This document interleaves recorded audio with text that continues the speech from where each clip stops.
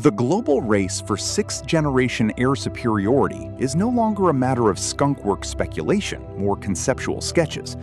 With the People's Liberation Army showcasing advanced tailless fighter prototypes like the heavy Chengdu J-36 and agile Shenyang J-50, the structural requirements for modern air dominance have fundamentally shifted. The Pentagon's answer is the highly classified Next-Generation Air Dominance, or NGAD, centerline fighter, the Boeing F-47, codenamed Phoenix. But building an aircraft that outperforms fifth-generation stealth while commanding autonomous loyal wingman swarms introduces an unprecedented manufacturing crisis. How do you mass-produce an airframe whose material tolerances, adaptive cycle propulsion systems, and radar-absorbent geometry are entirely classified? Today, July 5, 2026, the industrial blueprint for America's next-generation fighter has been officially locked in. Boeing's 18,000-worker defense campus in St. Louis, Missouri, has been finalized as the primary manufacturing hub for the F-47. Supported by a new 1.2 million square foot production facility, this marks the transition from design isolation to hard metal industrialization.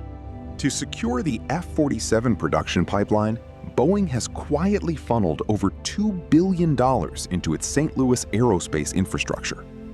The core challenge of sixth-generation manufacturing is the elimination of legacy tooling tolerances. For the F-47 to achieve its specified Mach 2+ performance while carrying a significantly larger internal payload than the F-22 Raptor, the structural airframe must be flawless. Boeing is utilizing absolute digital twinning. Every single physical component, from the main wing spar down to individual fastener threads, is simulated in a real-time digital environment before a single piece of titanium is cut.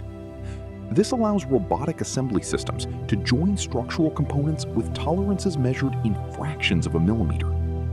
By eliminating the minuscule gaps that traditionally disrupt low-observable geometry, the St. Louis production line can seamlessly apply the next generation of highly sensitive radar-absorbent coatings directly within an automated, temperature-controlled assembly environment.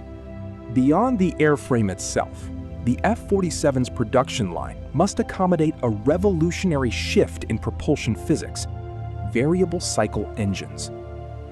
Fifth-generation platforms like the F-35 are structurally limited by fixed-cycle turbofans. They must choose between high-thrust, high-fuel burn tactical combat modes or fuel-efficient, lower-thrust loitering modes. The F-47 requires a combat range exceeding 1,000 nautical miles to remain viable across the massive distances of the Pacific Theater. To achieve this, the aircraft integrates a third stream of air into the engine design. At cruising speeds, this third stream dynamically opens to increase bypass ratio, operating like an ultra-efficient commercial turbofan to conserve fuel during long-range transit. When entering a high-threat combat envelope, the system instantly constricts the airflow, converting back into a high-thrust, low-bypass tactical engine. Integrating this level of mechanical adaptability requires the St. Louis facility to completely re-engineer the internal volume of the fuselage.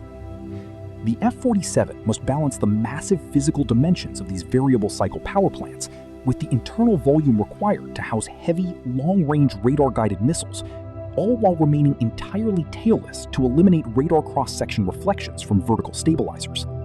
The final, most critical layer of the F-47 is its role as an airborne command node. The Phoenix is not designed to fight in isolation. It serves as the physical quarterback for a dense network of uncrewed collaborative combat aircraft, or CCAs. This means that while the pilot focuses on high-level tactical choices, the F-47's onboard algorithmic warfare suite is actively managing, routing, and processing target telemetry from a swarm of autonomous loyal wingmen flying miles ahead. The St. Louis production architecture reflects this shift from standard aviation to integrated digital tech. The F-47's nose and wing edges are embedded with a conformal, multi-spectral sensor array. Rather than relying on a standalone nose-mounted radar, the entire skin of the aircraft acts as a massive digital antenna. The processing power required to fuse this data instantly requires liquid-cooled mission computers capable of managing billions of calculations per second without thermal throttling. With the first official flight of the F-47 scheduled for 2028 and full operational deployment targeted for 2029, the pressure on Boeing's St. Louis Defense Hub is absolute. The race for sixth-generation dominance is no longer limited by who has the best theoretical physics or the cleanest concept art. It is dictated entirely by who can scale the production of sovereign, high-tech airframes the fastest. Edgeverse Intelligence will continue tracking the engineering milestones of the NGAD ecosystem. Subscribe to maintain clarity on the frontier of advanced defense technology.